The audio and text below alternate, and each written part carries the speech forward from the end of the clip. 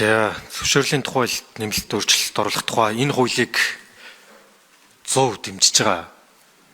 Энэ бол нэг 500 сая долларын асуудал ерөөсөө биш юм л та. За энэ бол яг дэлхийд даяар ялангуяа тэр эмзэг орнуудад явж байгаа энэ чинь нийгмийн асуудал болсон байхгүй. Энэ бол залингийн асуудал. Энэ бол донтолтын асуудал. Энэ бол үндэстэн дамсан мөнгө угаалтын хэрэг байхгүй. Өнөөдөр бид нэр 500 сая доллар гээд доллараар яриад байгаа нь яг үлээд нэг талтаа зохимжгүй байна. Энийн ард хэдэн 10 мянган айл өрхийн амьдрал суурч байгаа байхгүй. Тэр үр хүүхэд нь одоо энэ онлайн байтингд ингээд донтцсон. Донтолт гэдэг чинь өөрөө тийм амархан эмчлээд нэг 2-7 хоног эмчлээд алга болгочдөг зүйл биш шүү дээ.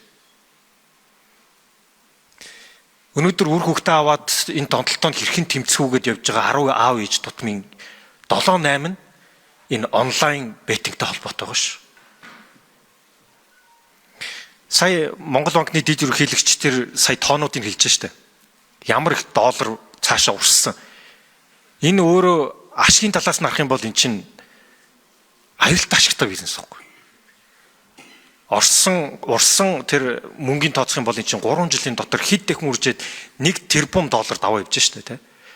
Тэгэхээр энэ зүгээр нэг мөнгө төгрөгөөр хэмжээд байх асуудал биш учраас энэ дээр үнэхээр төр гэж байд юм бол энэ дээр зохицуултын асуудлаа заавал хийх хэрэгтэй.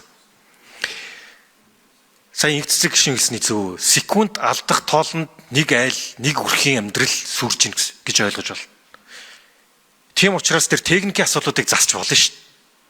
Улсын хурал дээр ажлын хэсэг байгуулагдаад тэр техникийн асуудлууд байх юм бол засч л та бүгд. Тийм учраас энэ хуулийг бид нэр ямар нэгэн байдлаар явуулж асуудлаа бид нар заавал шийдэх ёстой.